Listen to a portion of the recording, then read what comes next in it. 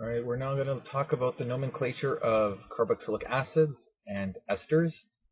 So just a quick review, remember what our carboxylic acid looks like. Okay, we've got our carboxyl group, which is our carbon, double bonded to the oxygen, and then also single bonded to an OH. So that's our carboxyl group, and this makes our substance our carboxylic acid. Okay. So we've already talked about all the properties, okay, of carboxylic acids and the biochemistry of carboxylic acids. Alright, so let's review our nomenclature. Okay, so how do we name and how do we draw these things? Alright, so again, there's our carboxyl group, and our suffix in this case we're going to use is oic acid. And a common aromatic carboxylic acid is benzoic acid. So again, there we have our benzene ring, and we have our carboxyl group attached to the benzene ring, and if we see this, we're going to use benzoic acid as both our root and our suffix, okay?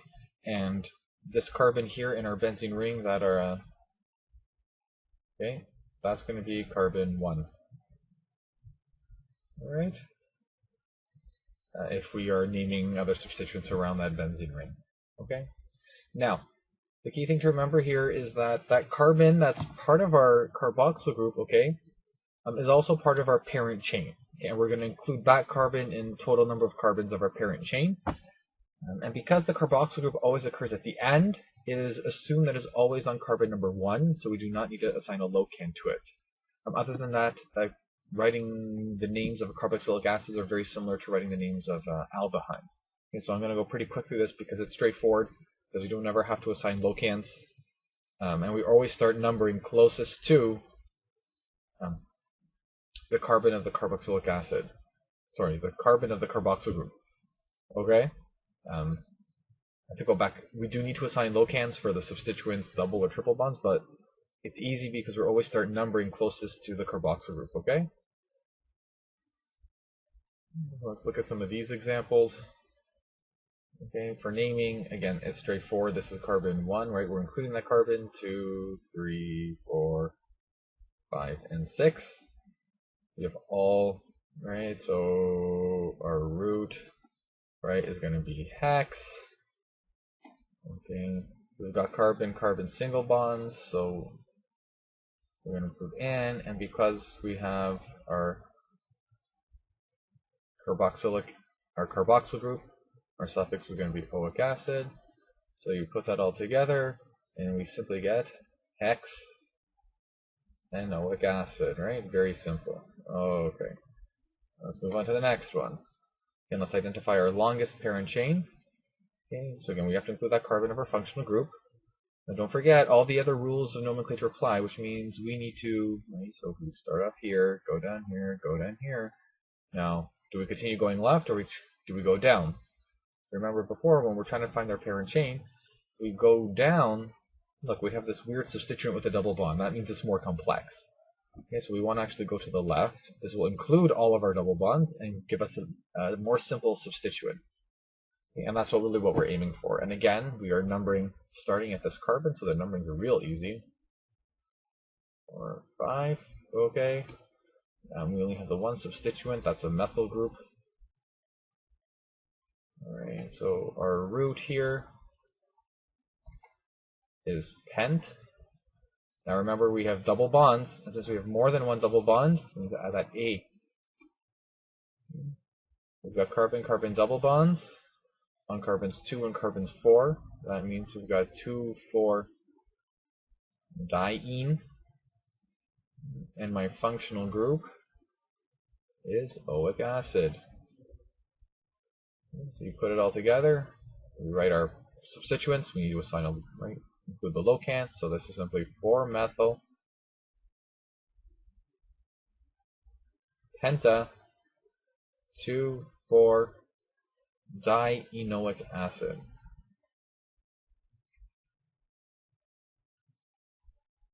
Okay, that's it. That should be 4 up there. Alright.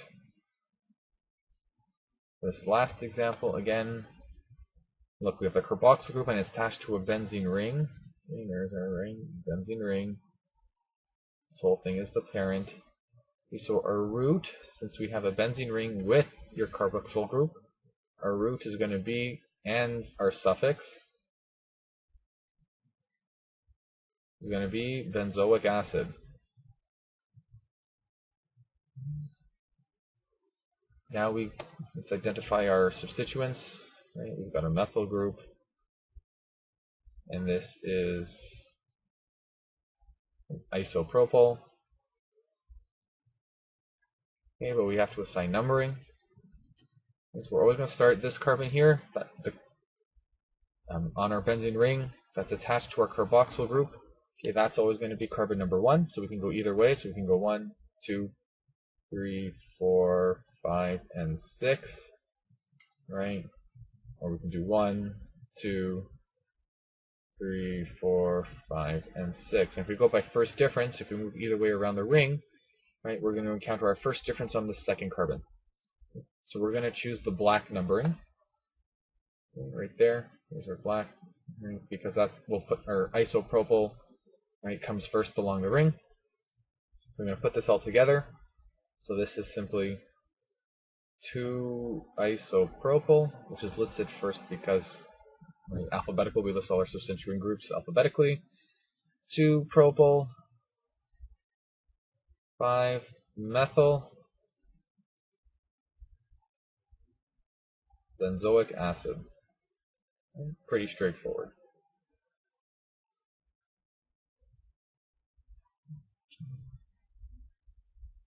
Drawing is not that more difficult. So again, let's look at the different parts. And when we look at our suffix, alright, so I see, oh, there's my oic acid. That tells me I've got a carboxyl group. Alright, there's my carboxyl group. That's what it tells me. And here's my 3,6-diene. That means I have 2 carbon-carbon triple bonds. And here's my root, the octa, which tells me I have 8 carbons in my parent, and it's a chain. So let's start. Here's carbon 1. So 1, 2, 3. Oh, at carbon 3 I now have a triple bond, so I want to draw that straight. There's carbon 3, 4, 5, 6. Oh, now I've got another triple bond, so I'm going to draw that straight. 6, 7, 8. And on my carbon 1 I have my functional group. Remember, that carbon and that carbon are the same. So there's the carbon of my functional group. So I'm just going to draw my functional group, my carboxyl group. And that's it. There's your octa-3,6-dienoic acid. We look here to draw the next example. Benzoic acid. That's your root and your suffix. So benzoic acid is a benzene ring with a carboxyl group attached. Remember, that's always carbon 1. So it doesn't matter how we number this. Let's do 2, 3, 4, 5, 6. We now have 3 chlorine groups. So 3 chlorine atoms. Trichloro. Carbons 2, 3, and 5. And that's it. Okay. Withdrawing carboxylic acid is quite simple. Now let's move on to esters. Just a quick review. Remember, esters come or are made as a result between a reaction of carboxylic acids and alcohols. At least that's one way to make esters. Okay, so when you look at an actual ester, okay, part of that molecule comes from the alcohol, and the other part comes from the acid. Okay, here are several examples. Okay, now whichever, and we're going to cut these molecules in half. Okay, so you see this carbon that's double bonded to the oxygen. Okay, and that ester group right there. Right, there's that ester group.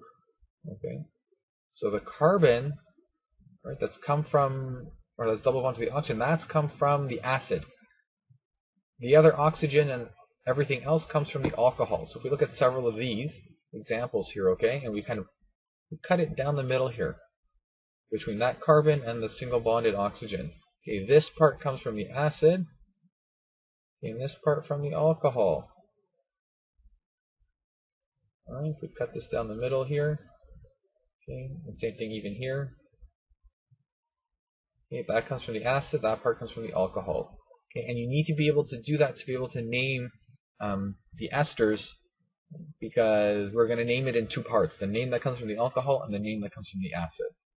Okay, so let's move down a little too far. There we go. Again, let's observe there's our ester functional group, right? It's this carbon double bonded to the oxygen. And that same carbon is single bonded to another oxygen.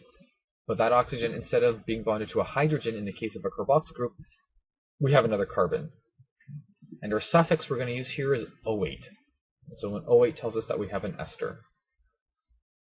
So here's sort of the rules to naming for really simple esters. Okay, where the part coming from the alcohol, okay, is just like a single chain or a single ring. Okay, and it's pretty straightforward. We're not going to go into anything extremely complex. Okay. So in this case, more often than not, all you really need to look at is you look at the name of the alcohol, and you would, like say in theory, look at the name of the acid that would react together to form the ester, okay? And we would drop the OL portion of your alcohol and replace it with a YL, because we're sort of treating it now as a substituent. And then we would just take the name of your acid and change the oic acid to O8.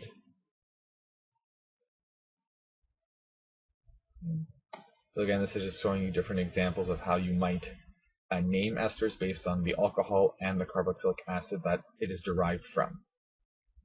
So again, if you look here at your carboxylic acid, okay, right, you have to cut it down the middle.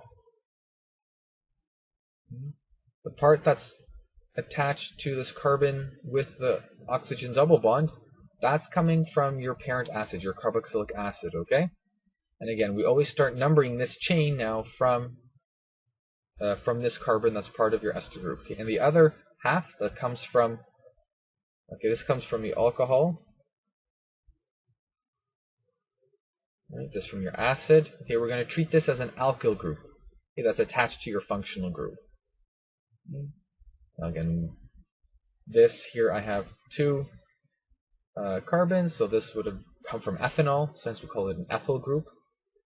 And when you name an ester, you write it in two parts. First, you name this alkyl group that comes from the alcohol. So there's your ethyl, and we're going to include a space. So names of esters actually come in like two words. And then we name the part that comes from the acid.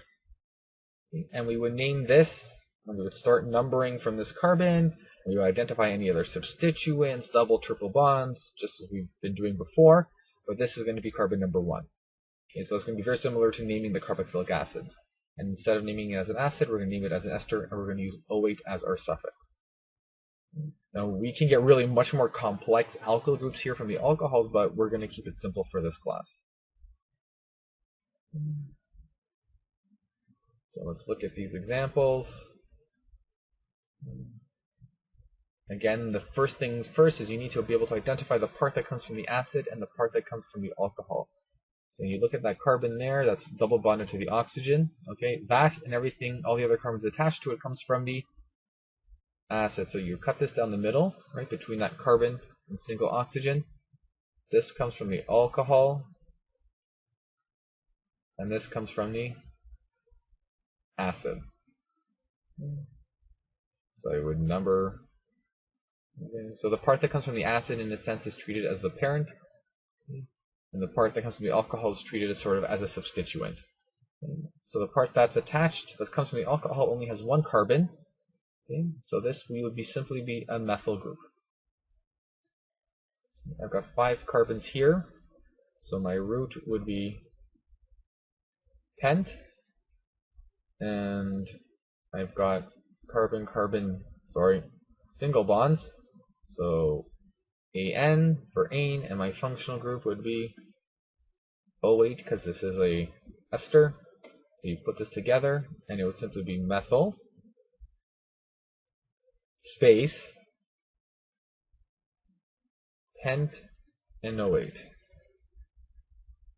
Okay. All right. Next example. Again, we have to identify the part that comes from the acid, the part that comes from the alcohol. So look at that sort of carbon-oxygen single bond, and I split the molecule between that bond. Okay, that carbon was part of your carboxylic acid. Okay, so that's carbon 1, 2, 3, and 4. Okay, and this side comes from your acid, and this part from your alcohol.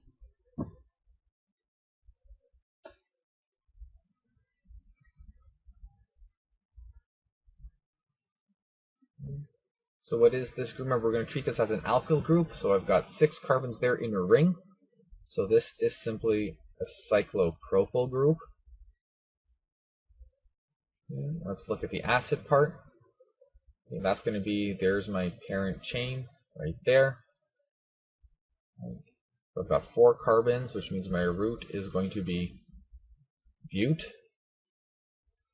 I've got, now I'm looking at the name parts of my suffix, so I've got carbon triple bond, that's 2-ine, and then my functional group, obviously in this case, because it's an ester, we're going to use the suffix -ate. So put that all together, and we get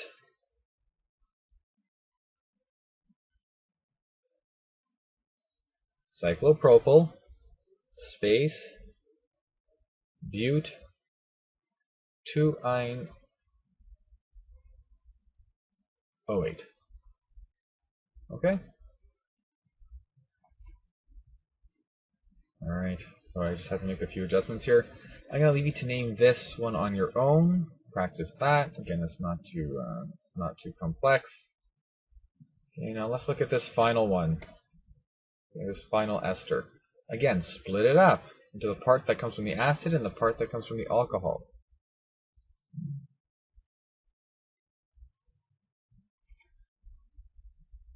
So again, we identify here's my functional group right there. So I'm going to split my molecule down the middle between that carbon and single oxygen bond. This part comes from your acid and this from your alcohol. So again, we're going to treat this as a substituent. 1, 2, 3, 4. We've got 4 carbons, so this is simply butyl. Let's look at the part that comes from the acid. Again, we're including that carbon from our ester functional group in the parent chain. So let's identify the longest carbon chain. Since we have double bonds that include all the double bonds, so here's 1, 2, 3, 4, 5, 6, 7. And so my root here is going to be hept. Now because I have more than one double bond, it's going to be hepta. Okay. And again, let's do the numbering. Numbering is easy. Assigning the locants because we're always starting here at the functional group, and that's going to be carbon 1. So there's 1, 2, 3, 4, 5, 6, and 7. Straightforward. Observe our substituents on this part. We've got 1, 2, 3, 4 methyl groups, right? They're all methyl. Okay, straightforward. So let's identify the parts of our suffix. So we've got carbon-carbon double bonds present on carbons 2, 4, and 6. So this would be 2, 4, 6 triene, and we would use -ate as the rest of our suffix because we have an ester. Okay, so you're going to put this all together. So you're going to write the name from your alcohol, butyl. You're going to leave a space. Now we're going to start naming this thing.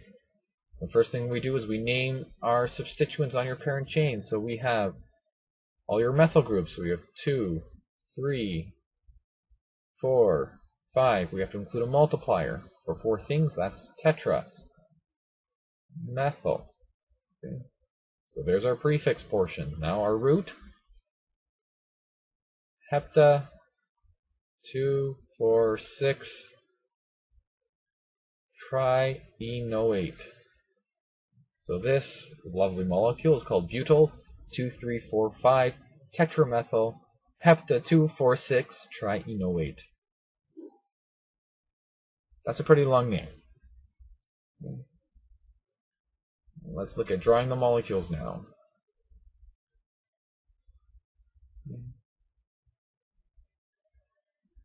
And again, the first things first is you need to identify the part that comes from the acid and the part that comes from the alcohol. So obviously the first part, okay, that comes from your alcohol. Okay, so we've got 6 carbons, hex, right? Hex, 6 carbons. Okay, and that's going to be attached to the O, that's single bonded to your carbon, okay? And then we have methanoate. So here your O8 is part of your suffix. That tells you have an ester. Your AN tells you you've got carbon-carbon single bonds. And then your meth is your root. Okay? You've got your 1 carbon. So how would I draw this? I would draw my 6 carbons here from your hexyl. 1, 2, 3, 4, 5, 6. Okay, that's going to be attached to the parent chain via your oxygen. So here's your oxygen. I have to draw my functional group. Now remember, there's a carbon there, and that's part of your root. So my root only has 1 carbon.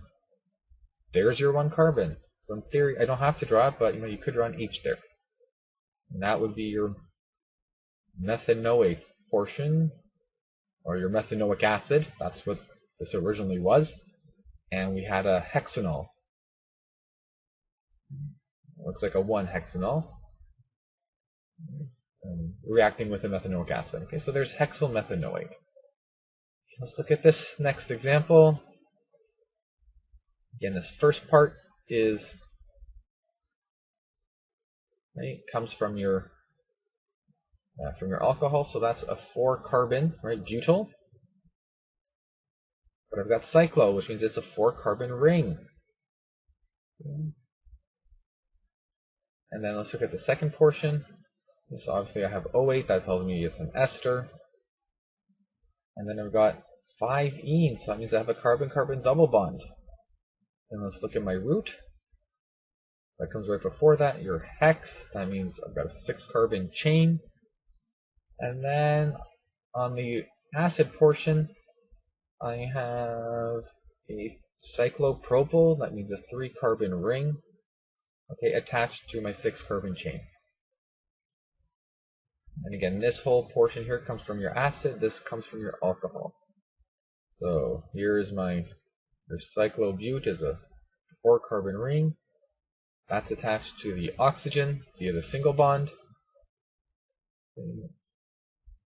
And now that's the part that comes from the alcohol. Here's the part that comes from the acid. And we're now dealing with a 6-carbon chain. Remember that carbon in the functional group is part of that carbon chain. So that's 1 carbon, 2, 3, 4, 5, 6. That's number 1, 2, 3, 4, 5, 6. I've got a double bond starting at carbon 5. And so here's my double bond. And now I have a 3-carbon ring attached to carbon 3. So here's carbon 3, and I'm going to attach a 3-carbon ring.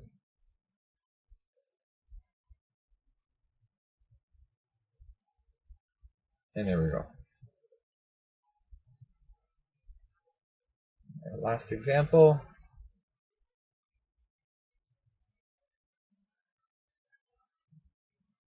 Right. Observe, there's our suffix O8, but it's benzoate. Which means if we think about, that this whole thing here came from my acid, this thing would have been called something, something, something, benzoic acid. Because remember what benzoic acid looks like. And then we have this portion here, this ethyl. That comes from the alcohol. And now we have 2 carbons there. So let's draw that portion. 1, 2. There's 1 carbon, 2 carbons, and that's going to be attached to the rest of the molecule via an oxygen.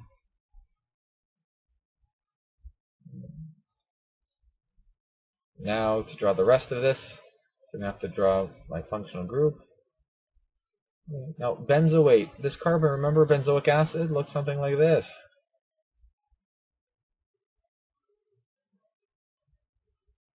So when I draw this, that carbon is attached to a benzene ring. We also have now 3 methyl groups right here. Right? And where do we start numbering? We have to start numbering here from that carbon. Okay, it doesn't matter which way we go. So I've got 3 methyl groups on carbons 2, 3, and 5. So there we go. If I also redraw this molecule without all the numbers.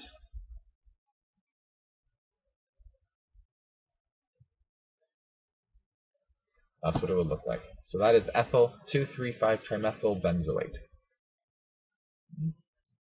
So that ends our nomenclature lesson on carboxylic acids and esters.